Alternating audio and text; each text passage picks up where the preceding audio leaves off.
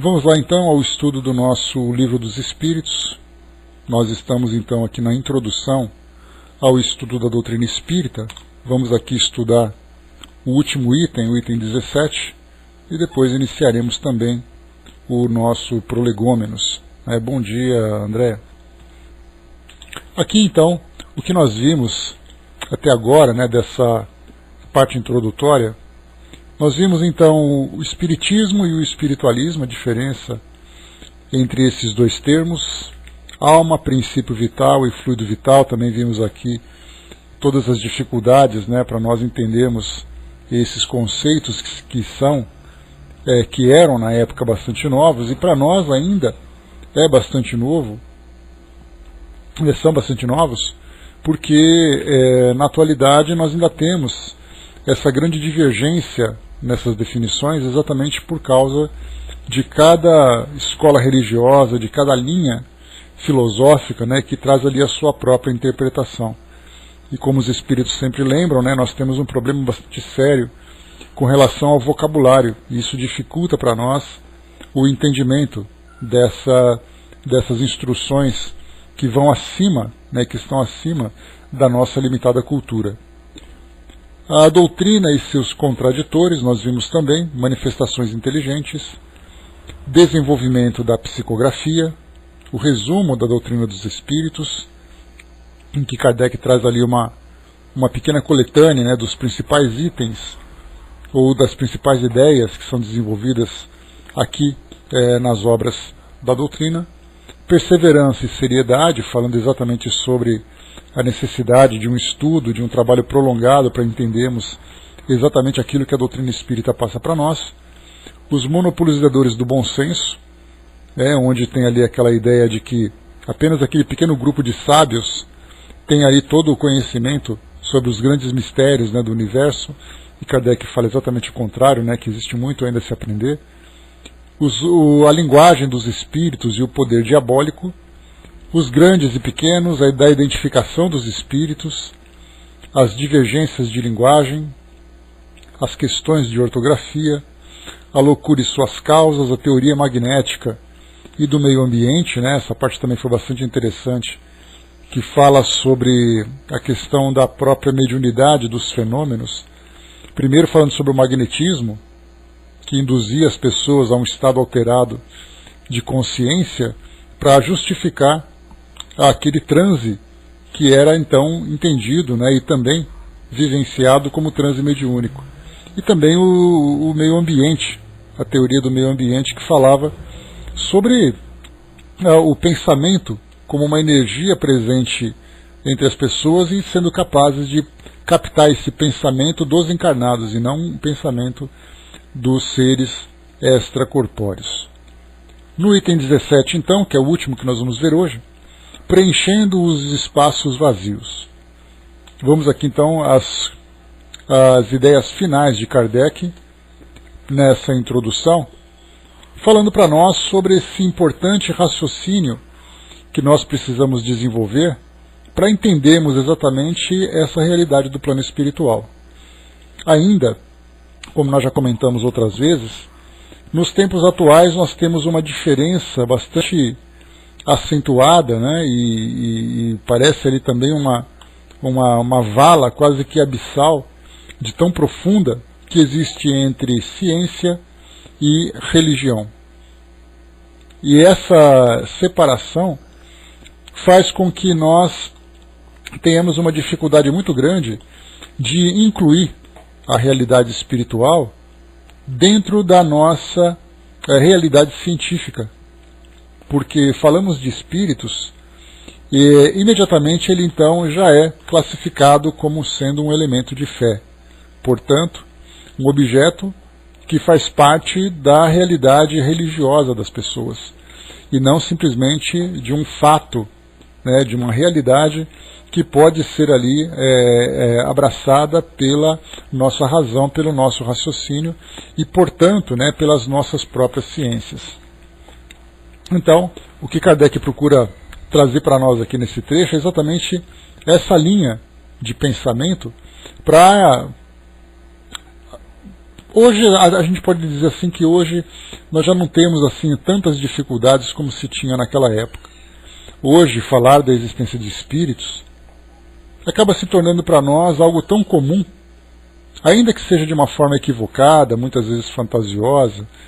Nós encontramos na televisão, né, nos filmes e novelas, nos contos de um modo geral. Naquela época também havia esses contos, e as pessoas então falavam sobre o sobrenatural. Isso sempre fez parte da história da humanidade.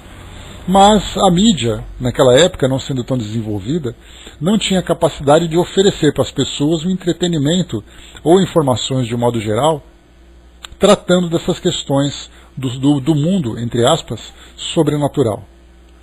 Então hoje nós temos uma facilidade muito grande comparado com aquilo que Kardec fazia na sua época. Então falar de espíritos naquela época era algo ligado ao imaginário popular ou algo sendo um objeto de fé.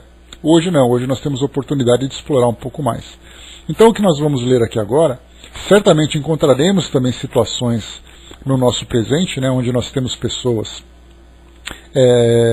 que ainda têm grande dúvida com relação àquilo que a doutrina espírita pode oferecer, sobre essa realidade, né, dos fenômenos, dos médiuns, das comunicações de modo geral. Há aqueles que combatem efetivamente a doutrina espírita e há aqueles que simplesmente ignoram.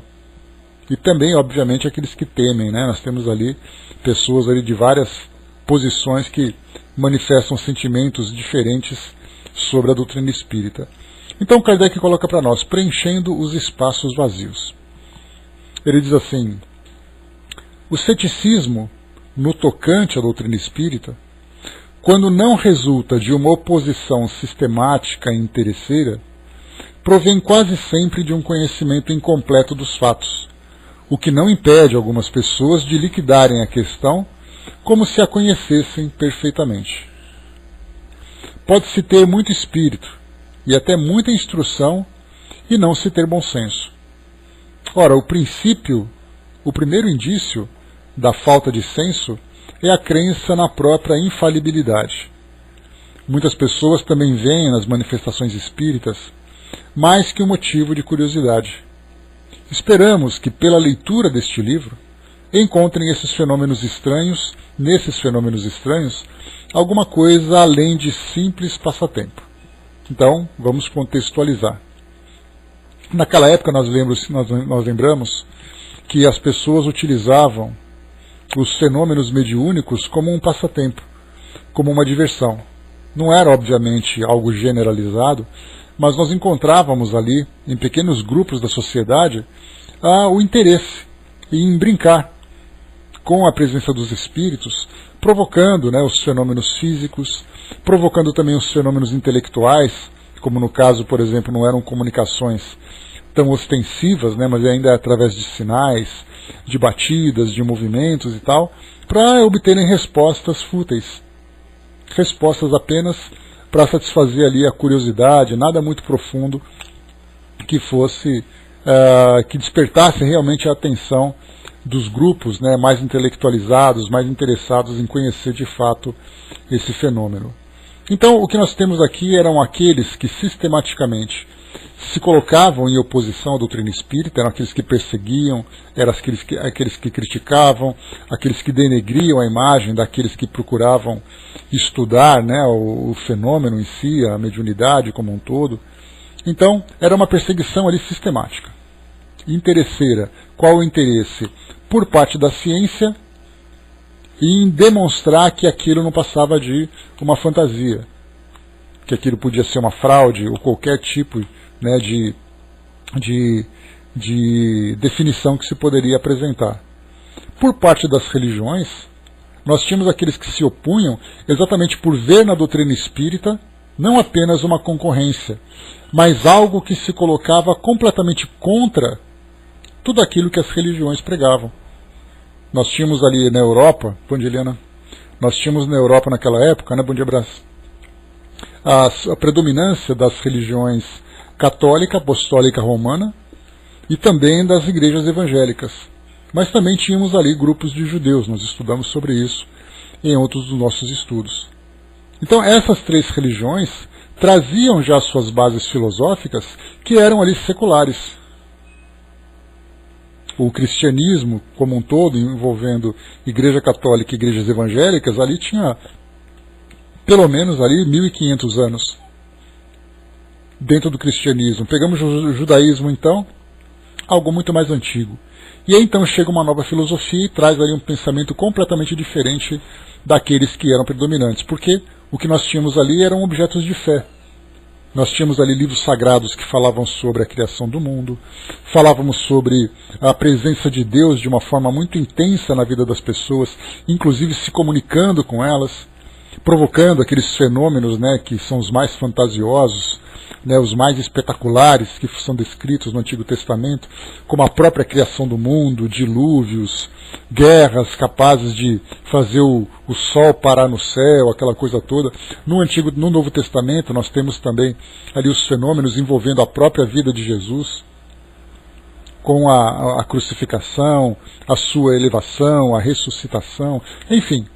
Nós temos ali então várias dessas questões presentes então nesses livros que são antigos livros sagrados, né? O que a gente lembra, Brás, né, assim como nós já estudamos no próprio livro Depois da Morte, de Leon Denis, a gente lembra sempre que os livros sagrados, de um modo geral, né, tanto o Bhagavad Gita, como falávamos sobre a Torá, falamos sobre a própria Bíblia também, que tem essa base, falamos do Alcorão e tudo mais, além de outros livros importantes, né, que se tornaram bases filosóficas dessas religiões antigas. A doutrina espírita, dentro do seu campo moral, ela acaba então abrangendo os ensinamentos de todas. Então Kardec, o Leon Denis, quando ele escreveu naquele primeiro capítulo do livro Depois da Morte, ele foi trazendo para nós ali uma linha do tempo, falando sobre as antigas doutrinas, as iniciações e tudo mais, né? Inclusive quando nós estudamos, eu trouxe para vocês várias passagens de livros sagrados, né, que praticamente falavam a mesma coisa, apenas mudava a forma de se falar. Aquilo que Buda falava, aquilo que Maomé falava com relação às questões morais, não com relação à conduta das pessoas no dia a dia, no mundo, né, porque muitas vezes esses livros se tornam leis que conduzem ali uma determinada sociedade, mas dentro do campo moral todas elas falam a mesma coisa. Um livro que fala que o homem não deve ser bom, que ele deve ser egoísta, certamente é um livro que naturalmente vai se fechar em si próprio. Não vai ter o trabalho de conseguir novos adeptos ou conseguir se expandir, pelo contrário. Então falar sobre amor, falar sobre caridade, falar sobre a busca da felicidade é algo comum em todas as filosofias. Ainda que não sejam religiões especificamente, mas a própria filosofia, que sejam apenas filosofias, buscam esse propósito de fazer com que o homem seja feliz. Então a doutrina espírita traz para nós também esses ensinamentos de todas elas. Agora, quando nós começamos a falar com relação aos dogmas, com relação a determinadas práticas, rituais e tudo mais, nós temos ali uma separação bastante clara entre elas.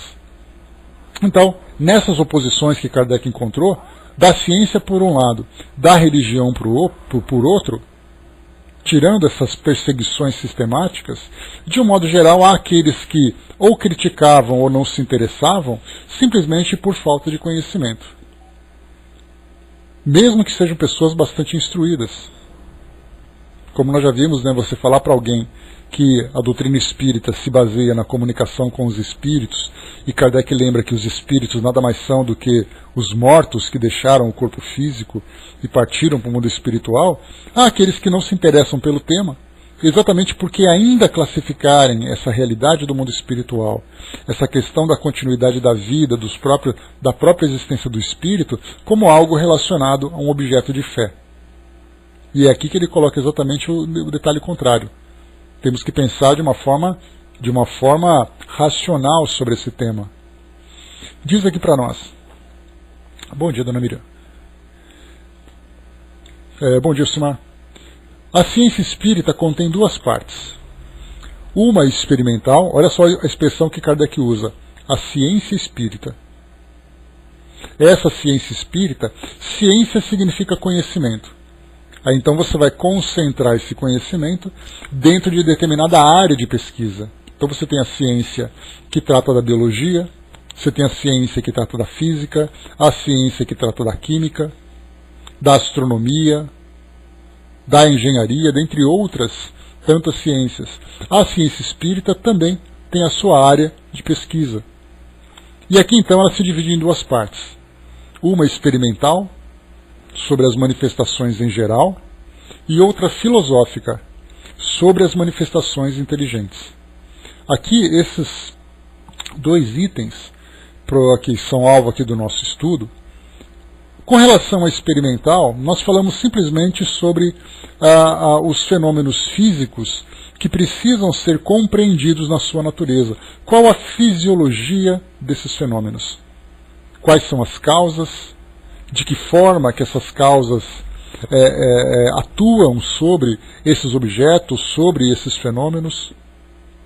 E depois vem a parte filosófica. Qual é a conclusão que nós podemos tirar de tudo isso? Ao estudar, por exemplo, a natureza, falarmos sobre meteorologia, falarmos sobre ecologia, falarmos sobre biologia, não é simplesmente estudarmos o fenômeno por si só, mas de que forma que isso vai interferir na nossa vida.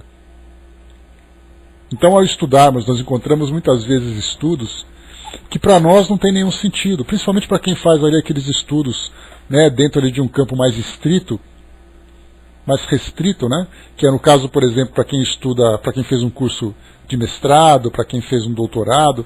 Muitas vezes nós pegamos ali temas, né, dissertações, teses que são apresentadas, que para nós, pessoas comuns, não vemos nenhum sentido. Pegamos alguém, por exemplo, que vai fazer uma tese de doutorado, uma amiga minha teve a oportunidade de fazer, e ela estava estudando a quantidade de açúcar no leite da vaca. O que para nós, pessoas mortais, está preocupado com a quantidade de glicose, de açúcar, sei lá de qual substância tem lá no leite da vaca? O outro que vai estudar sobre biologia, o outro que vai estudar sobre direito, estuda sobre coisas tão pequenas que para nós não tem nenhum sentido. Porque para a nossa vida comum, isso não traz um impacto direto, mas que tem ali a sua importância dentro daquele campo de ciência, que também pode trazer repercussões grandes após o seu entendimento, após até mesmo essa sua descoberta. No caso para nós, quando nós estudamos o fenômeno espírita por si só, muitas pessoas ficam impressionadas, mas aparições, fantasmas, assombrações, movimentação de mesas e tudo mais, aquilo que nós vemos nos filmes. Para quem assiste a um filme de terror, fica muito tenso com relação aos sentimentos e aos sustos que leva durante ali a história que se desenvolve. Mas para quando você tem um pensamento mais apurado, e você começa a pensar, mas espera aí, o espírito fez naquele filme, ele jogou um objeto contra aquela pessoa. Como ele fez isso? Para uma pessoa comum, o negócio é sair correndo por causa do espírito. Para outro que tem mais coragem, porque isso mexe realmente com o nosso instinto de sobrevivência, vai querer entender como aquilo aconteceu. Como é possível uma entidade interferir aqui no nosso mundo material? E muito mais do que isso, como é possível a própria existência dessa entidade? E então nós pensamos, espera aí, se ele é um indivíduo que estava vivo e morreu e ele continua vivo, como é a sua vida? Onde ele vive? Por que ele se encontra naquela condição? Durante quanto tempo ele vai permanecer naquela condição? Tem gente que não acredita, Miriam, mas por falta de investigação. Se procurar, acha. A Miriam está falando dos zumbis aqui, que eu estou ligado que ela está aqui no PVT. Então, o que nós temos aqui? Essa parte experimental, que é objeto de pesquisas da ciência espírita, ou seja, da ciência, assim como a ciência espírita, como nós temos ali as ciências biológicas, as ciências astronômicas, ciência de um modo geral, apenas diferenciando a área em que ela vai atuar. E a partir do estudo então dessas manifestações vem a parte filosófica, que são essas manifestações inteligentes. Manifestações inteligentes significa então que elas querem transmitir uma ideia, seja de um modo bastante sutil, como aconteciam, por exemplo, na movimentação das mesas, em que as pessoas ficavam perguntando, a mesa se arrastava em direção a uma pessoa. Essa é uma manifestação inteligente, ela não fez aleatoriamente. E nós podemos ver essas manifestações inteligentes nas suas variadas graduações na própria natureza, onde nós vemos ali o instinto e a inteligência que muitas vezes nos confundem. Nós veremos isso aqui no próprio Livro dos Espíritos. Ao fazermos uma experiência, clássica experiência, de você colocar um feijãozinho envolvido ali no algodão umedecido, e depois colocar dentro de uma caixa que tem um furo, e naturalmente aquele broto então ele vai buscando aquela luz, a gente vê que isso é natural da planta. Ao vermos um inseto percorrendo ali o chão de nossas casas, qual é o sentido daquele movimento? Muitas vezes não vemos sentido nenhum. Mas aí, conforme os animais vão se tornando mais complexos, nós vemos que suas reações e suas respostas têm ali um princípio inteligente. Para quem tem animal doméstico, vemos isso também. Então começamos a perceber que essas manifestações inteligentes têm por objetivo trazer para nós ali alguma informação. Não é algo que acontece simplesmente por acontecer. Então a doutrina ela se divide nessas duas partes.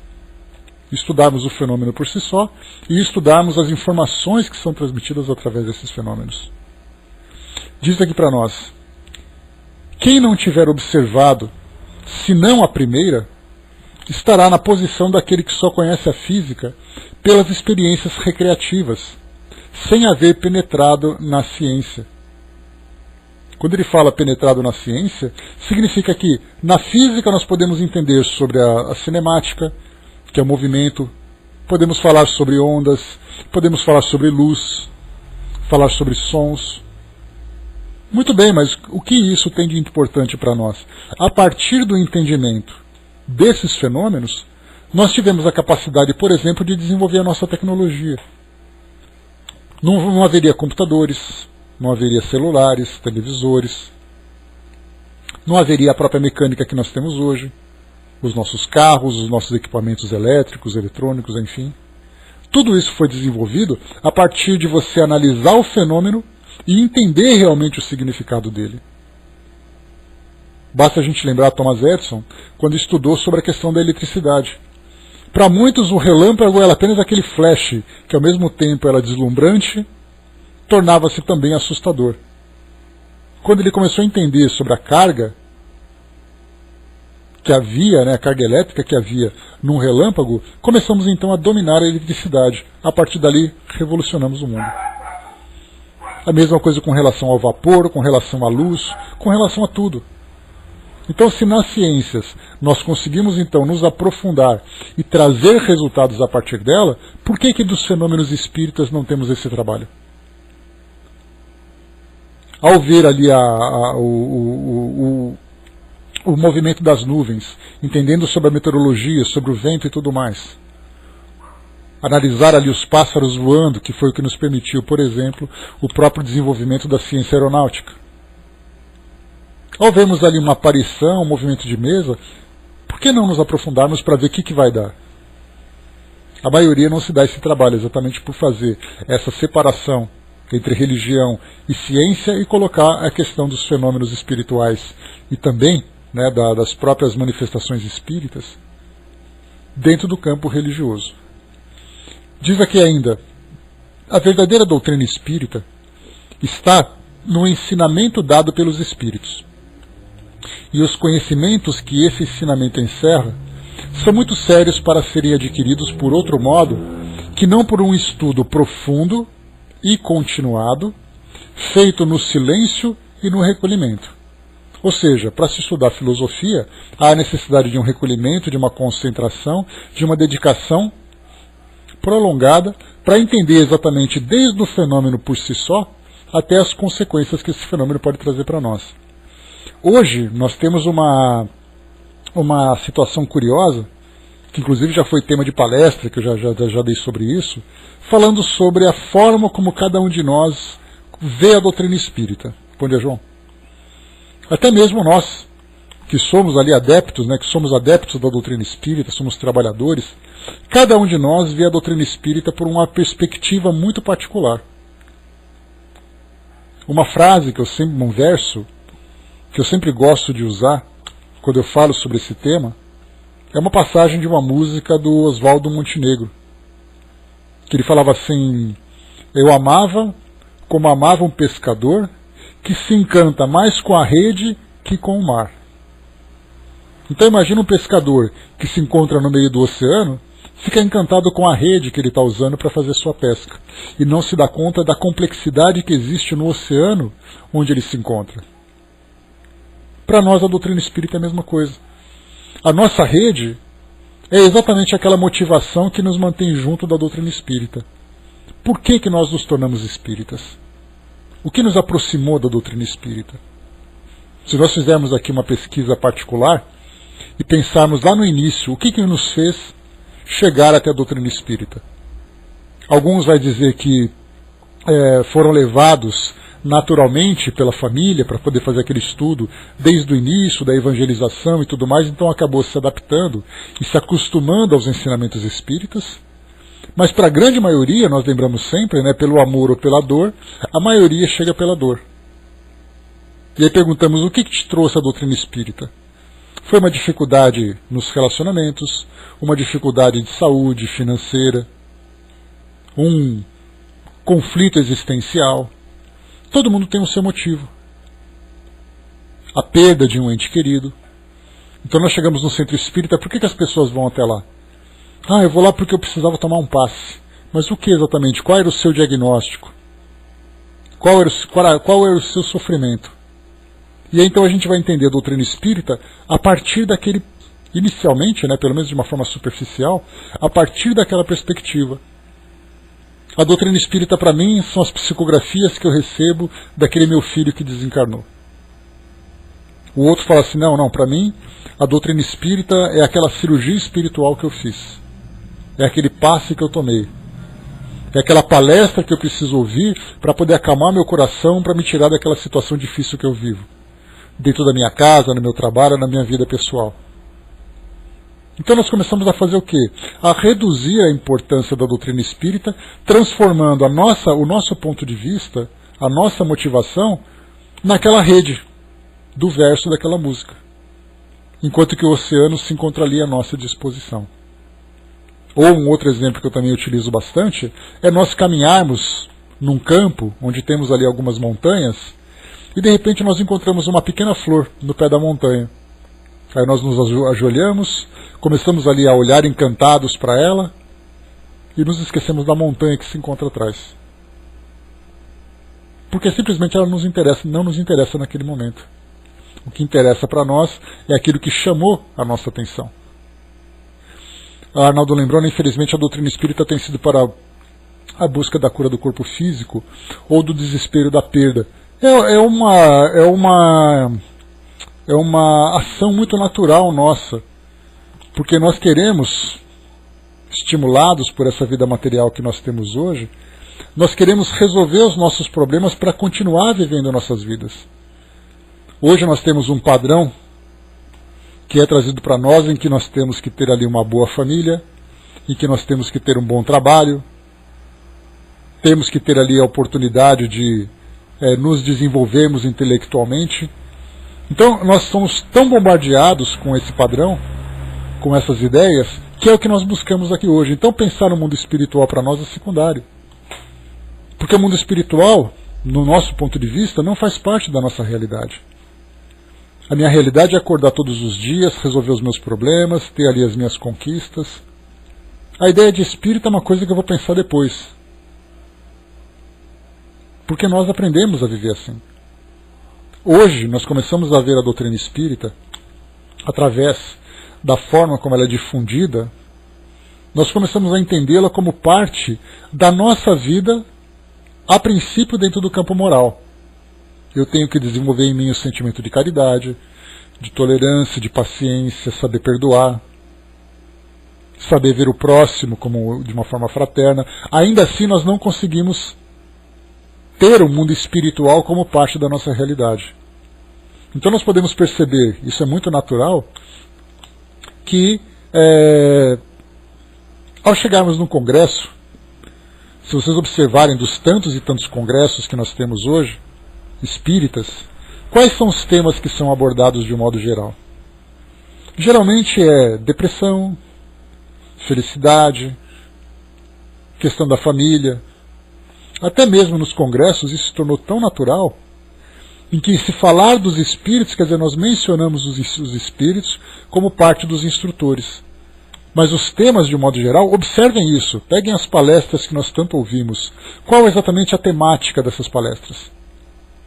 É resolver, fazer com que a nossa vida seja uma vida tranquila aqui no mundo físico. Fazer com que nós tenhamos felicidade, tenhamos ali paz, tenhamos equilíbrio. Então, quer dizer, mudamos ali, saímos do mundo material, entramos no campo moral, mas aqui, no nosso cotidiano. Agora, o próximo passo para fazer com que a doutrina espírita se torne muito mais clara e efetiva para nós, precisaremos então ter esses ensinamentos tratados das questões espirituais, para mostrar que realmente nós somos espíritos. Mas ainda assim nós pensamos, tá, tudo bem, eu entendo que eu sou espírito, mas o que isso muda a minha realidade? Então esse terceiro estágio, podemos dizer assim, porque primeiro nós somos ali naturalmente materializados. Segundo, depois nós estamos moralizados. A terceira parte é espiritualizados. E isso nós não conseguimos ainda alcançar, exatamente pela intensidade da matéria, da influência da matéria sobre nós. Bom dia, Sandra, bom dia, professor. Arnaldo lembrou aqui, continuamos da maneira, assim caminha a humanidade. Vejo na internet que os estudos sérios, como aqui, obrigado, não atraem a massa, ficamos ao sabor das palestras de famosos. O problema não é o famoso, o problema é exatamente a oferta e procura. Por que esses temas são os mais falados? Porque é o que as pessoas mais buscam. Se nós começássemos a falar apenas sobre questões do mundo espiritual, questões dos fenômenos, a doutrina espírita certamente se esvaziaria, porque isso não faz com que as pessoas tenham uma vida diferente. Então nós temos ali, as pessoas assistem muitas palestras, assistem a muitas palestras, ouvem muitas palestras sobre questões morais, porque nós temos ali uma quantidade excessiva, ou essa quantidade excessiva chega porque as pessoas buscam? Ou seja, o tema moral nas palestras é a causa ou é o efeito? Nós entendemos como efeito, porque a causa são os próprios sofrimentos que as pessoas trazem. Elas precisam aliviar essas dores morais que todos nós vivenciamos. E então nós encontramos nessas palestras, nesse aspecto consolador da doutrina espírita, aquelas respostas que vão aliviar essas dores. Então, mais uma vez, nós então vemos a doutrina espírita, cada um de acordo com o seu ponto de vista. Para nós, e isso nós vemos de uma forma bastante clara, trazermos a realidade espiritual para nós é apenas uma questão de informação, mas isso não modifica a nossa realidade. Nós só pensamos assim, eu vou fazer uma coisa boa agora, porque depois no futuro eu sei que isso vai me ajudar. Já é um primeiro passo. Mas eu me ver como um espírito reencarnado, tendo ali uma missão, tendo ali meu tempo de existência, tendo ali a minha trajetória e tudo mais, isso é algo que para nós ainda não faz muita diferença. Então por isso nós temos aqui essa colocação de Kardec, quando ele diz para nós assim, a verdadeira doutrina espírita está no ensinamento dado pelos espíritos. E os conhecimentos que esse ensinamento encerra são muito sérios para serem adquiridos por outro modo, que não por um estudo profundo e continuado, feito no silêncio e no recolhimento. Então, de que forma que nós vamos exatamente entender ou absorver esses conhecimentos? Desenvolver esse aprendizado? Para entender que os espíritos disseram isso para nós, para despertar em nós essa consciência de que nós também somos espíritos. Então, para nós, isso acabou sendo secundário. Por isso, como eu falei para vocês, as palestras que falam sobre felicidade, depressão, falam sobre relacionamentos e tudo mais. Depois continua para nós aqui. Hermes lembrou aqui, se a pessoa já entendeu o BIP, benevolência, indulgência e perdão, o resto é jogo de palavras, Então, quer dizer, mesmo esses conceitos ainda estão presos aqui no mundo material. Ainda que seja no campo moral, mas ainda diz respeito à nossa vida hoje. Onde benevolência você desenvolve aquele sentimento de caridade, de fraternidade, de bondade. O perdão você resolve os problemas e a indulgência você evita os problemas. Mas ainda problemas, problemas, felicidade, problemas, tudo aqui no nosso dia a dia, no nosso cotidiano. Então, na verdade, falarmos do mundo espiritual, sobre a continuidade da vida, sobre mediunidade, sobre a presença dos espíritos e tudo mais, isso para nós é um pano de fundo. Não é ainda para nós o tema principal. Porque desperta em nós aquele sentimento de esperança. Mas o nosso dia a dia aqui tem muito mais peso do que essa ideia do mundo espiritual. Diz ainda: concluiremos com essa derradeira consideração. Os astrônomos, sondando os espaços, encontraram na distribuição dos corpos celestes lacunas injustificáveis e em desacordo com as leis do conjunto. Suspeitaram que essas lacunas deviam corresponder a corpos que haviam escapado às observações. Por outro lado, observavam certos efeitos, cuja causa lhes era desconhecida, e disseram a si mesmos: ali deve haver um mundo, porque essa lacuna não pode existir e esses efeitos devem ter uma causa. Julgando então da causa pelos efeitos, puderam calcular os elementos e mais tarde os fatos vieram justificar as suas previsões. Aqui nós falaremos já sobre esse ponto, que é muito mais uma questão, uma comparação que Kardec faz, e inclusive, por ele ter feito naquela época, no século XIX, para o século XXI que nós temos hoje, é muito interessante, é um paralelo muito atual.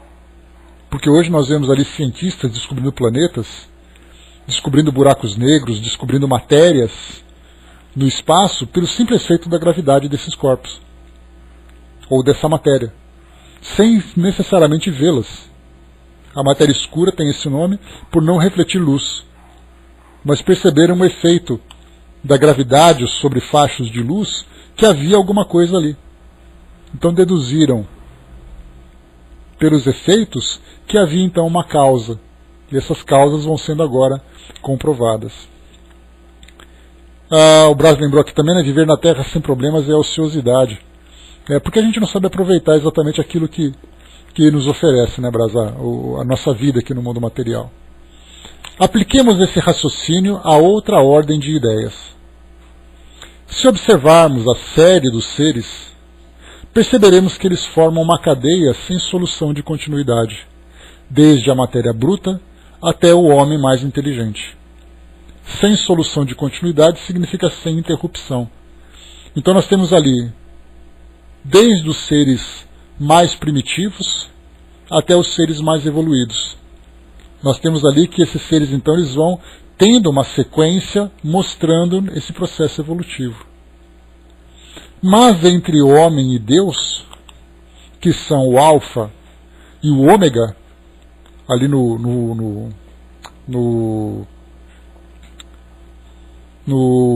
alfabeto grego, nós temos ali a primeira e a última letra, o homem sendo o primeiro e Deus sendo a última, de todas as coisas, que imensa lacuna! Será razoável pensar que seja o homem o último anel dessa cadeia? Que ele transponha, sem transição, a distância que o separa do infinito? Ou seja, ele é um ser, uma criatura, e de repente ele se torna uma divindade. Do nada. E hoje, falando de um modo muito mais prático, é o que nós temos hoje com relação àquilo que é passado pelas religiões tradicionais sobre a destinação do homem após a sua morte. Então ele é aqui um ser que vive no seu cotidiano, enfrentando ali os seus problemas, as suas dificuldades, e de repente ele morre fisicamente e a sua destinação é o paraíso, a felicidade plena e absoluta por toda a eternidade. E ele coloca, mas espera aí, é do nada? Ele é um homem, nasceu, e depois ele morre e vai para o paraíso? Ou ele nasceu e depois vai para o inferno? O que existe no intervalo entre uma condição e outra? A sua condição humana e a sua condição celestial. É esse raciocínio que Kardec coloca para nós. Ele diz assim: a razão nos diz que entre o homem e Deus deve haver outros elos, como disseram os astrônomos, que entre os mundos conhecidos devia haver outros mundos. Qual filosofia preencheu essa lacuna? o Espiritismo nos a apresenta preenchida pelos seres de todas as categorias do mundo invisível. E esses seres não são mais que os espíritos dos homens nos diferentes graus que conduzem à perfeição. Então, quer dizer, a doutrina começou a trazer para nós a comunicação dos espíritos, espíritos nas suas mais variadas graduações morais, desde aqueles que são os mais primitivos até aqueles que são os mais sábios, os mais evoluídos. E se nós vimos no mundo espiritual espíritos dessas tantas categorias, nós já começamos a fazer um paralelo. Significa que nós, aqui no mundo material, também nos encontramos em graduações diferentes. E se os espíritos estão assim no mundo espiritual, não chegaram àquela condição de felicidade absoluta ainda, ou felicidade relativa, obviamente, dentro da condição humana, ou na condição de criaturas, significa então que chegar no mundo espiritual não é o fim, não é o último estágio. Há algo mais ainda que nos permitirá esse melhor desenvolvimento. E assim tudo se liga, diz Kardec. Tudo se encadeia do alfa ao ômega. Bom dia, Sandra. Vós, que negais a existência dos espíritos, preenchei o espaço que eles ocupam. E vós, que deles rides, ousai rir das obras de Deus e da sua onipotência. Aqui então, nesse final que Kardec assina, aqui dessa introdução, ele traz para nós exatamente aquilo que falamos no início. Se nós começarmos então a tratar dessas questões espirituais e começarmos a questionar, começarmos ali a trazer, a apresentar as nossas ideias e tudo mais, nós veremos que há aqueles que se interessam numa maior profundidade e há aqueles que não se interessam, em que estão satisfeitos ali com o próprio, com as próprias crenças, com as próprias filosofias. Mesmo que essas filosofias, se começarem então a ser questionadas e aprofundadas, não tragam as respostas. Basta simplesmente acreditar que aquilo será então o motivo da sua felicidade. Hoje, mais uma vez então, nós estudamos a doutrina espírita e, como falamos agora há pouco, ela ainda se encontra num campo muito voltado para os temas morais. Como nós já conversamos anteriormente, quais seriam então as consequências se nós tivéssemos convicção sobre tudo aquilo que os espíritos trazem para nós? Por enquanto nós estamos resolvendo as nossas vidas, os nossos problemas do cotidiano. A motivação que eu tenho para acordar, para não criar problemas, para não criar as dores, para aliviar ali as minhas culpas e tudo mais. Se eu tivesse certeza de que eu sou um espírito imortal, de que eu estou reencarnado, de que os espíritos estão ali em contato constantemente comigo, a minha primeira postura, a primeira mudança que eu teria, seria exatamente viver certo de que o futuro me trará consequências positivas ou negativas. Um exemplo que eu posso dar para vocês. Com relação à reencarnação, já falamos sobre isso. Se de repente, numa bela manhã, todos os habitantes do planeta acordassem com a certeza absoluta de que são espíritos encarnados, e de que tudo aquilo que eles fazem, submetidos à lei de causa e efeito, terá então consequências no futuro que eles viverão, certos de que são espíritos em processos de reencarnação. Nós não teremos, por exemplo, mais corrupção, porque o indivíduo que é corrupto sabe que está submetido a uma lei que vai puni-lo no futuro. Não teremos mais guerras, não teremos mais diferenças sociais, as pessoas não se ignorariam mais. Pelo contrário, elas procurariam se ajudar, sabendo exatamente que elas teriam então que lembrar que aquelas pessoas com quem elas vivem em suas famílias são espíritos com quem conviveram no passado. São espíritos que sofreram muitas vezes as suas próprias ações, as ações dessas pessoas. Nós teríamos uma mudança completamente no nosso planeta. Então, na verdade, nós estamos utilizando aquilo que a doutrina espírita passa, nós espíritas, estamos utilizando aquilo que a doutrina espírita passa para vivermos um dia depois do outro. Sem grandes planejamentos, pelo menos na maioria das pessoas. De pensar assim, não, eu estou vivendo agora, porque eu sei que no futuro isso vai acontecer. Não é uma questão de fé, não é assim, ó, eu acredito que vai acontecer. Não é uma questão de acreditar. Acreditar, tem gente que acredita em Papai Noel. Tem gente que acredita em Coelhinho da Páscoa. Tem gente que acredita que vai reencarnar. É uma questão de crença que pode mudar de uma hora para outra. Agora, se eu tiver essa certeza, porque eu sei que isso é um fato, a minha atitude muda a partir de agora. Porque eu sei que isso vai acontecer. Da mesma forma que eu tenho certeza que as leis que regem aqui o meu mundo material vão me atingir se eu cometer alguma infração. Se eu cometo um crime e eu sou preso por esse crime, eu tenho certeza, eu sou descoberto por esse crime, eu tenho certeza que a lei vai me punir. Agora, quando eu falo sobre a lei que rege o nosso universo, que rege a minha vida como espírito imortal, eu não tenho essa certeza. Se eu tivesse, eu deixaria de ser fofoqueiro, não praticaria mais corrupção. Eu não falo de corrupção em termos de grandes empresas, de ambiente político. Eu falo da minha corrupção no meu dia a dia. Daquilo que eu pago, daquilo que eu compro, daquilo que eu faço na relação com as pessoas.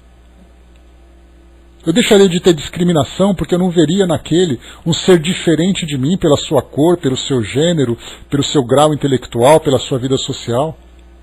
Eu o veria como espírito. Então, olha só quantas mudanças significativas nós teríamos pelo simples fato de entendermos aquilo que a doutrina espírita está passando para nós. Mas nós não conseguimos ainda abarcar esse conjunto de ensinamentos tão elevados. Por isso a doutrina espírita para nós, comparado com aquela rede do pescador que nós comentamos no início, se encanta mais com a rede do que com o mar. Nós nos encantamos com as palestras. Nos encantamos com os ensinamentos que modificam a nossa vida no nosso dia a dia. E não ensinamentos profundos que mudariam completamente a nossa forma de viver. Quando esse ensinamento chegar, nós podemos ver isso, por exemplo, pelo menos é uma suposição que a gente tem, quando nós encontramos espíritos, como foi, por exemplo, Chico Xavier, o próprio Divaldo, Dona Ivone Pereira, que são médiums, né, que foram médiums e são médiums, né, é médium e foram médiums, que viveram essa realidade do mundo espiritual no seu dia a dia. Eu não acredito que espíritos existem, eles conviviam diariamente com os espíritos. Portanto, o seu modo de viver não podia ser diferente dessa realidade do mundo espiritual. Como é que você vai ignorar aquilo que está na sua frente? Como é que eu vou viver como um ser material, sabendo que eu não sou material porque eu vejo o mundo espiritual à minha volta? Então aqueles que vivenciam a mediunidade têm essa capacidade, ou essa possibilidade, de ver o mundo espiritual por uma perspectiva mais realista. Mas e se não fosse a mediunidade, será que eles teriam essa mesma crença? É o que acontece com todos nós. Eu, como médium tijolo que sou, ou seja, não vejo, não sinto, não cheiro, não faço nada, vivo a minha vida dentro da linha doutrinária por uma questão de acreditar que isso é uma verdade. Mas ainda assim, para mim, eu ainda estou no campo de acreditar. Para mim ainda é uma questão de crença. Mas e a convicção? A convicção seria forçar a minha própria natureza. Porque eu não vejo o mundo espiritual, como é que eu posso acreditar, ter certeza de uma coisa que eu não vejo? Então a minha razão, que é exatamente essa fé raciocinada, me proporciona essa condição de ver o mundo espiritual como sendo algo real pela própria lógica. Então nós temos ali as experiências mediúnicas, que não é o meu caso, mas eu vejo, os médiuns, as publicações, como todos nós vemos. Até mesmo assim é sentimento, mas qual é o sentimento que me daria essa garantia? Ver a doutrina espírita é um sentimento que me dá segurança, da mesma forma que um evangélico e um católico também têm esse mesmo sentimento. E eu acredito no haver de uma coisa e eles não acreditam diante dessas mesmas coisas. Então nós temos o quê? vivemos então, trazemos a doutrina espírita para o nosso dia a dia, para o nosso cotidiano. Então, isso mostra para nós o quão distante nós estamos de entender exatamente o significado daquilo que a doutrina espírita traz. Para mostrar assim, se ela é capaz de revolucionar a minha vida dessa forma, de despertar em mim assim, não, eu sou um espírito, da mesma forma como eu tenho um corpo físico. Da mesma forma que eu caminho pelas ruas, que eu sei que eu tenho ar para respirar, que o sol vai me aquecer, tudo isso para mim é uma convicção. Que no dia seguinte o sol vai nascer de novo. Agora, quando eu falo do mundo espiritual, eu quero acreditar nisso.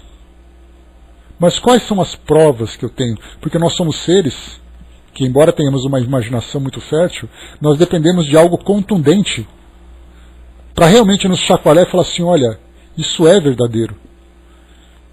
Eu quero acreditar que isso seja uma verdade e para mim acaba sendo satisfatório. Mas não é uma verdade absoluta, porque nem todo mundo acredita nessa realidade. Nem todo mundo vê essa realidade. Ou não, Sandra, sabe por quê? Essa questão de ser ateu hoje é muito difícil. As decepções que nós encontramos hoje dentro do meio religioso, de vermos a conduta dos homens, de ver as instituições muitas vezes corrompidas ou falhas e tudo mais, a pessoa vê tudo isso, ela se sente muito mais à vontade não acreditando em nada disso, não acreditando nos homens nem nas instituições. Mas aí fica aquele vazio que nos leva, né, em direção a essa força superior, que eu quero acreditar, mas como eu vou acreditar nela se eu não sei em quem confiar?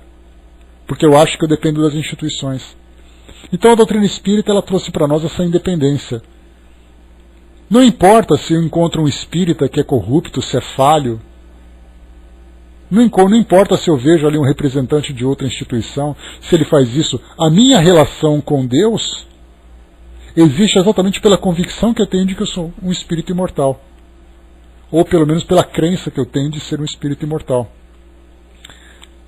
Porque aquela história, como é que eu vou acreditar de fato, acreditar não, ter a convicção de que eu sou um espírito imortal, se a minha mente ainda é temporal? Eu me lembro da minha infância mais distante e tento projetar qual vai ser a minha vida daqui a alguns anos aqui no mundo material. Agora, falar de imortalidade, quem somos nós para falar sobre imortalidade? Ser imortal é alguém que nunca morre, que vive para sempre. O que é o para sempre para nós? Nós vivemos ainda em função do nosso relógio biológico, em que nós comemoramos um dia, uma semana, um mês, os anos de vida que nós temos. Esse é o nosso entendimento, o nosso cérebro só comporta isso. E aí quando nós falamos que Deus é um ser eterno, de que nós somos os espíritos imortais, que temos milhares de anos passados e teremos ali o infinito pela frente, como é que eu posso dizer que eu tenho certeza disso? Eu nem sei o que é isso. Nós já tivemos contato com alguma coisa que é imortal? Não, porque nós mesmos não somos. Pelo menos aqui no mundo material. Então isso traz para nós muitas dúvidas. Então a gente pega assim, ó, o que os ensinamentos que os espíritos trazem para nós, conforme Kardec apresentou aqui agora, é esse conjunto de informações que são extremamente valiosas. Mas são valiosas desde que nós saibamos entendê-las. É como se nós pegássemos, por exemplo, as obras dos grandes filósofos clássicos, Sócrates, Platão, Aristóteles, e dentre outros grandes nomes, e colocássemos na biblioteca de um jardim da infância. O que as crianças vão procurar? O que tem para pintar? Cadê as massinhas para brincar? É o que nós temos hoje. Temos esse conteúdo doutrinário extremamente profundo, falando sobre a imortalidade, falando sobre a eternidade, falando sobre tudo. E nós estamos aqui, porque eu estou com depressão. Porque na minha casa, meu marido, minha esposa. Porque eu briguei com o vizinho, porque meu emprego não dá certo. E o universo aberto à nossa frente. E nós estamos ainda, não é uma questão de nós, pelo fato de nós queremos, mas era por uma necessidade que nós temos, resolver os problemas do nosso cotidiano. Olha só o que é colocado diante de nós e olha só o que nós ainda apenas conseguimos absorver. Não precisávamos de uma legião de espíritos para falarmos sobre tudo isso.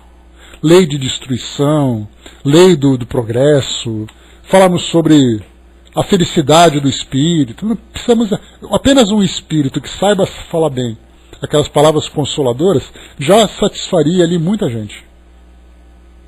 Na verdade, não precisaríamos nem dos espíritos. Basta que nós tenhamos ali um grupo de palestrantes bem instruído, que traga para nós aquelas palavras doces, confortadoras, estimuladoras e tudo mais, já seria suficiente. Então, para nós, a doutrina espírita acabou virando o quê?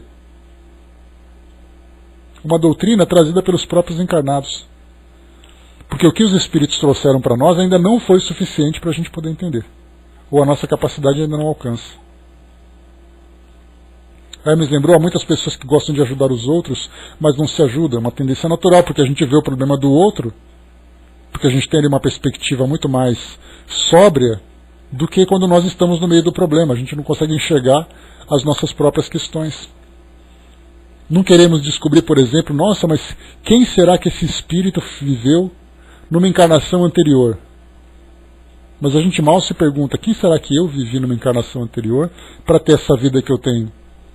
E o que será que eu posso fazer para ter uma vida diferente no futuro? Então todas essas questões mostram exatamente essa analogia do jardim da infância. Hoje não tem jardim da infância, né? Isso é coisa de velho. Hoje é pré-escola, ou maternal para quem quiser. Coloquemos as obras dos grandes filósofos, dos grandes pensadores, dos grandes cientistas na biblioteca de uma pré-escola. As crianças não querem saber, elas querem ir para o parque de diversões. E qual é o nosso parque de diversões? É o mundo. Prazeres, sensações, alegrias momentâneas, sensação de poder. Gostava, a Miriam é precoce, né? Então, criança precoce, enquanto todo mundo ficava brincando, jogando lama um no outro, a Miriam ficava lá no cantinho lendo Aristóteles, Platão. É criança precoce assim mesmo. Acontece, né, Miriam? A Mariam colocou, né? E é mais fácil ver os problemas dos outros que os nossos. Sim, por não estarmos no meio, né? Vivendo a intensidade dessas sensações. Então, olha só o que Kardec traz aqui para nós. Vamos em frente aqui para a gente poder concluir essa parte do prolegômenos agora. Só para a gente poder lembrar, aqui, eu tinha separado aqui a definição do dicionário da palavra prolegômenos. Vamos ver aqui agora. Prolegômeno significa, prolegômeno, né? Pelo amor de Deus. Apesar de que meu avô chamava pulcro, né? Então, para quem tinha um avô que chama pulcro, falar prolegômeno é o de menos. É um termo literário derivado de um particípio grego que significa as coisas que são ditas antes. O termo prolegômeno tem sido usado como introdução ou prefácio a um estudo mais particular de qualquer ciência. Então vamos aqui para o nosso prolegômeno, aquilo que Kardec elaborou e trouxe para nós com a orientação dos espíritos. Diz aqui então, vamos lá, só um instantinho.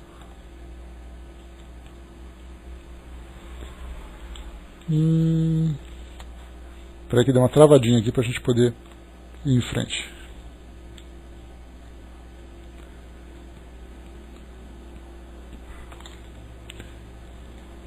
Aqui. Só um instantinho.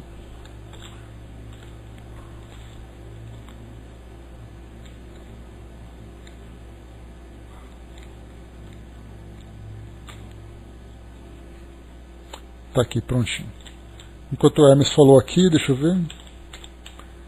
Curioso é que outro dia eu tossia e tosso várias vezes. Eu não trabalho na casa espírita. Uma pessoa veio me dizer que eu fui um suicida, que deveria energizar mais meu centro laríngeo. Né? Então, pois é um problema, né? Porque a gente ainda tem essa questão de, embora apaixonantes sejam as informações, nós fazemos interpretações também apaixonadas. Né? Então vamos lá, prolegômenos. São aquelas coisas que são ditas antes na introdução de qualquer ciência. Fenômenos que escapam às leis da ciência ordinária manifestam-se por toda parte. Elas revelam como causa a ação de uma vontade livre e inteligente. Quando nós falamos manifestam-se por toda a parte, se nós fizermos ali uma pesquisa de experiências, entre aspas, sobrenaturais que as pessoas vivenciam, sempre alguém tem uma história para contar. Se não com ele mesmo, com alguém muito próximo. Porque alguém já viu, porque alguém já sonhou, porque alguém já fez, porque alguém já viu, alguém já sentiu, alguma coisa assim. Então esses fenômenos, que não são explicados pelas ciências normais, por isso ninguém comenta, ninguém se dá o trabalho de ir a um consultório médico e falar assim: doutor, eu tenho algum problema na vista, eu acho que eu vi um espírito. Ninguém vai falar isso. Ele vai guardar e vai deixar isso para aquelas histórias em volta da fogueira, comendo pipoca, né? Então, mas os fenômenos estão aí. Todo mundo vê, todo mundo acredita no sobrenatural, mas ninguém se dá o trabalho de entender ou se dá o trabalho de estudar. A razão nos diz que um efeito inteligente deve ter como causa uma força inteligente. Isso é óbvio. Até mesmo lá no livro A Gênese, Kardec comentou sobre isso. Ele dizia então assim, né, falando sobre a questão de Deus: se você encontra no meio do deserto um relógio enterrado, você imagina que quem fez aquilo foi um relojoeiro, não foi algo que apareceu do nada. Para aqueles que gostam e estudam arqueologia, nós vemos ali as escavações, de repente você encontra um pedaço de cerâmica que faz parte ali de um pote, de um tacho, de um prato. Você vai dizer: não, isso aqui é vestígio de uma civilização inteligente, ainda que seja uma inteligência limitada, a fazer esse pote de cerâmica.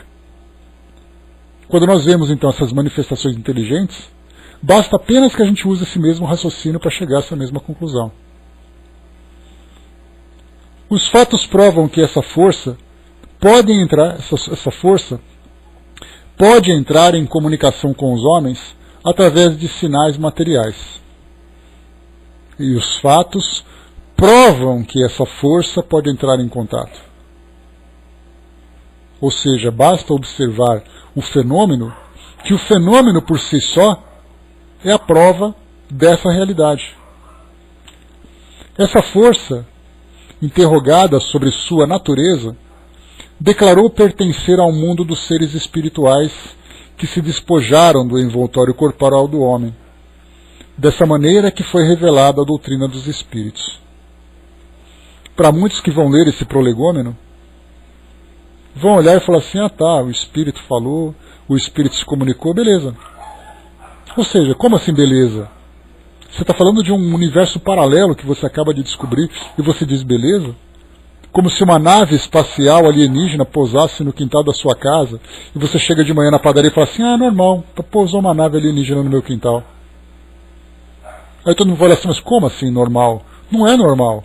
Sim, a comunicação com os espíritos não é algo normal no nosso mundo material. Pelo contrário, tanto que é chamado de fenômeno, que não pode ser explicado mesmo pelas nossas ciências tradicionais. Então, falar de que os espíritos se comunicam, e muito mais do que se comunicarem, trazem para nós esse conteúdo, é algo que merece a nossa atenção redobrada. Pelo fenômeno em si, nós nem chegamos ainda a tratar do conteúdo. As comunicações, diz para nós aqui, entre o mundo espírita e o mundo corpóreo, pertencem à natureza e não constituem nenhum fato sobrenatural. Para nós ainda é, mas a doutrina espírita procura trazer para nós um conhecimento exatamente para desmistificar esse fenômeno, ou esse contato com o mundo espiritual. Então não é algo sobrenatural, algo que está acima do natural. Não é algo extraordinário, que sai da ordem, que é algo acima. É algo absolutamente natural. Pode ser metafísico, além daquilo que é físico. Sim, se sai do mundo físico e entra no mundo material, no mundo espiritual, é algo metafísico. Mas não é algo sobrenatural, não é algo extraordinário. É por isso que encontramos os seus traços entre todos os povos e em todas as épocas. Hoje elas são gerais e evidentes por todo o mundo, e para nós que vivemos no século XXI, que temos essa facilidade de comunicação instantânea com todo o mundo, com a quantidade de programas, reportagens, documentários, isso se torna para nós muito mais claro. E mesmo com essa clareza toda, parece que ninguém enxerga. Você vê uma coisa que aconteceu num povo lá da Índia, explica aquilo. Não tem explicação. E você não se interessou em aprender mais sobre aquilo para entender aquela realidade? Não, eu estou satisfeito com o que eu vivo. E assim o mundo vai seguindo. Os espíritos anunciam que os tempos marcados pela providência para uma manifestação universal estão chegados e que, sendo os ministros de Deus os agentes da sua vontade, cabe-lhes a missão de instruir e esclarecer os homens, abrindo uma nova era para a regeneração da humanidade. Abrir uma nova era para a regeneração da humanidade. E o que vai regenerar a humanidade ainda? Será que são apenas as palestras que falam sobre depressão e busca da felicidade? Ou é abrir a nossa mente para essa realidade que nos envolve, desse mundo espiritual e da nossa própria natureza? Então nós vemos assim, por quanto tempo ainda a humanidade vai demorar para se regenerar? A pergunta é, quanto tempo a humanidade vai entender que ela é parte desse universo invisível? É o tempo que a gente pode prever. Se nós temos hoje 30 milhões de adeptos da doutrina espírita no Brasil, aproximadamente, num universo de quase 7 bilhões e meio de pessoas, vamos somando quanto cada um vai aprendendo durante esse tempo todo. Aí nós teremos ali um prazo para ver a humanidade se regenerando. Este livro é um compêndio dos seus ensinamentos. Foi escrito por ordem e sob o ditado dos espíritos superiores para estabelecer os fundamentos de uma filosofia racional, livre de prejuízos do espírito de sistema. Ou seja, por mais que as pessoas tentem encontrar uma resposta dentro das crenças que nós conhecemos aqui no mundo material, esses ensinamentos então não têm essa preocupação de enfrentar esses sistemas, porque eles estão acima. Trazer para nós esse entendimento dessa realidade que nos envolve e todas as suas consequências independe de qualquer crença que nós tenhamos aqui hoje. Nada contém que não seja a expressão do seu pensamento e não tenha sofrido o seu controle. A ordem e a distribuição metódica das matérias, assim como as notas e a forma de algumas partes da redação, constitui a única obra daquele que recebeu a missão de o publicar. Isso é importantíssimo para nós, porque mostra assim, o que Kardec fez. A ordem e a distribuição metódica das matérias, ou seja, a organização do conteúdo. Quem vem primeiro, quem vem no meio, quem vem no final. Assim como as notas e a forma de algumas partes da redação. Constitui a única obra daquele que recebeu essa missão.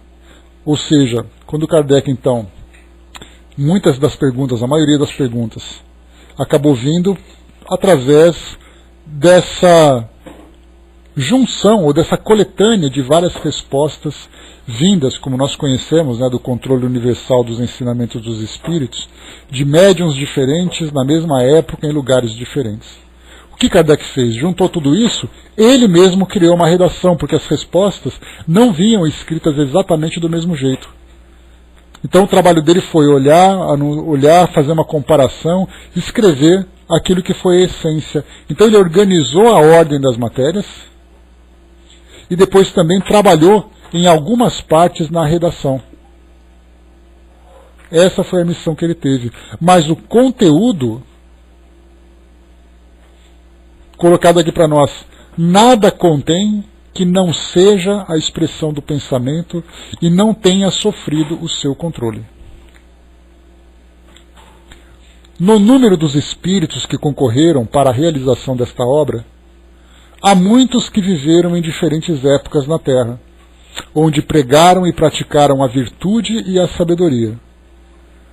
Outros não pretendem, por seus nomes, não se pretende por seus nomes a nenhum personagem de que a história tenha guardado a memória, mas a sua elevação é atestada pela pureza de sua doutrina e pela união com que trazem nomes venerados.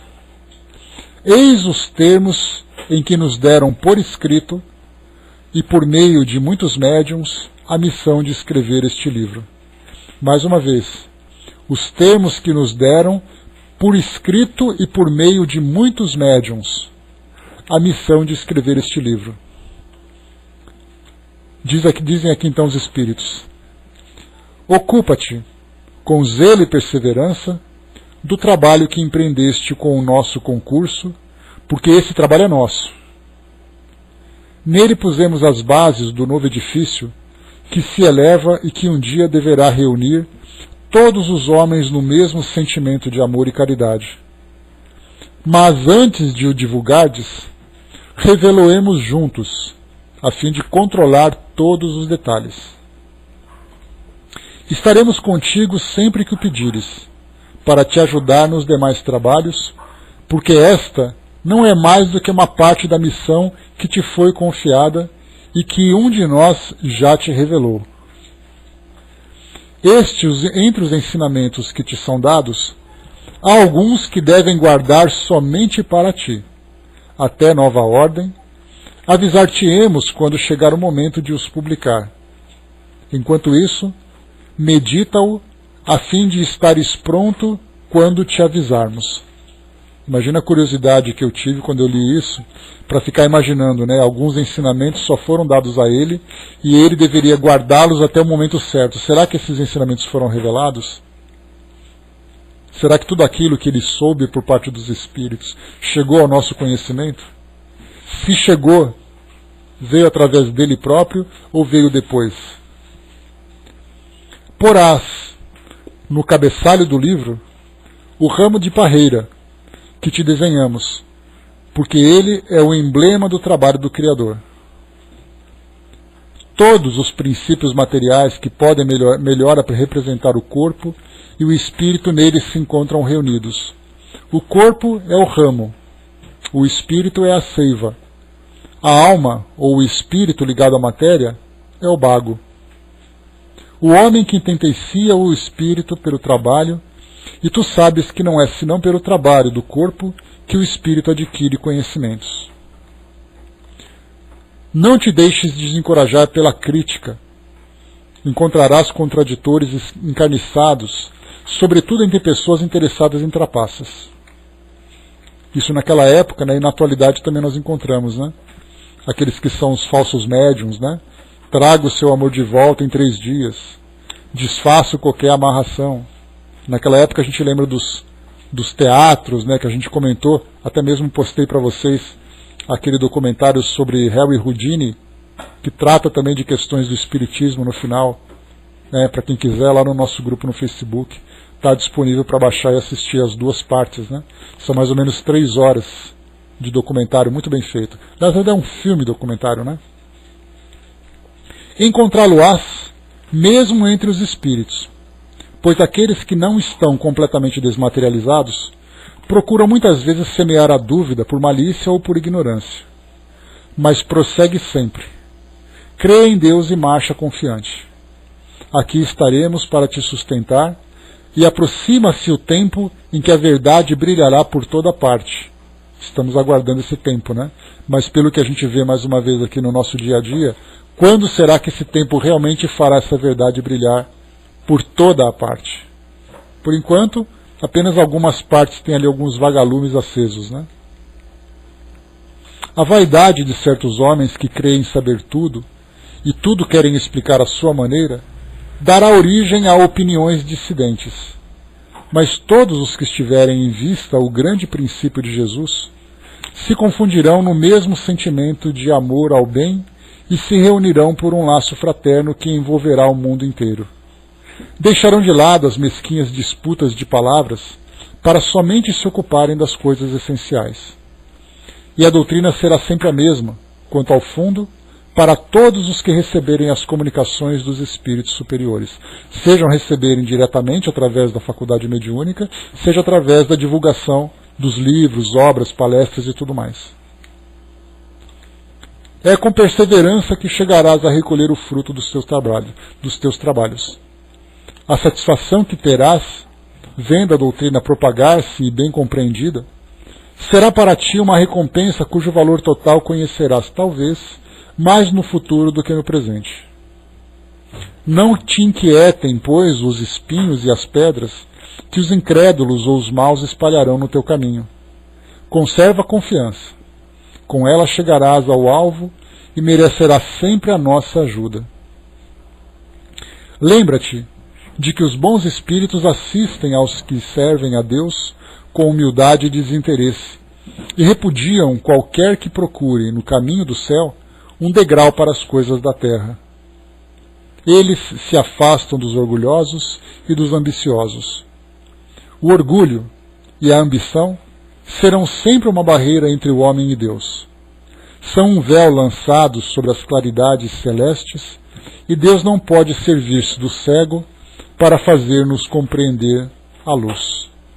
Então essa comunicação que nós demos aqui por parte dos Espíritos, disse, né, a gente vê o peso dessas palavras, quando fala, você tem uma missão, nós estamos com você e você precisa fazer. Nós encontramos comunicações assim, principalmente nas casas espíritas, quando alguns daqueles que fundam as instituições, ou trabalham em determinados grupos para cumprir ali algumas missões, algumas tarefas, quando os espíritos dizem, vocês vão fazer isso e nós estaremos com vocês. Então nós tivemos inclusive a oportunidade de, através da comunicação de Kai Bar Schutel, uma comunicação dessa forma. Vocês têm a responsabilidade de fazer isso e nós estamos perto de vocês. Então isso, sem dúvida, para nós foi aquele peso, né, aquela grande responsabilidade de saber que nós estamos trabalhando não porque nós desejamos, porque nós gostamos, mas é por um compromisso que nós temos, que inclusive, né, inclui, né, o nosso interesse, a nossa dedicação e o prazer que nós sentimos, mas é um trabalho que não nos pertence. Então nós, espíritas como um todo, que temos ali as nossas casas espíritas, somos trabalhadores do trabalho mais simples ao trabalho mais importante da instituição, não importa. Todos fazem parte do conjunto. É só nós pegarmos um motor e tirarmos um parafuso. Sabemos que o motor vai ter problema. Um simples parafuso. Então todos têm ali a sua grande importância. Então, meus amigos, encerrando aqui esse nosso estudo de hoje, vimos então aqui o final da introdução ao estudo da doutrina espírita, em que Kardec trouxe para nós aquelas informações gerais, para termos um entendimento maior. Mais uma vez, para nós acaba apenas sendo uma confirmação. Bom trabalho, Vanessa. Apenas sendo uma confirmação. Mas para aquela época era um desbravamento. Kardec estava ali abrindo picadas, como um bandeirante, né, trazendo ali o conhecimento para um mundo ainda fechado. E para nós hoje é muito fácil, porque estamos em contato com informações doutrinárias o tempo todo. Basta apenas que nós simplesmente demos atenção, mas naquela época não. Muita coisa para pensar, né, Andréa? E depois vimos aqui no Prolegômenos, então, principalmente essas instruções dos Espíritos. Kardec com a sua missão, a doutrina trazida pelos próprios Espíritos. E no nosso próximo encontro, então, falaremos já sobre esse nosso livro primeiro, As Causas Primárias, capítulo 1, Deus. Falaremos sobre Deus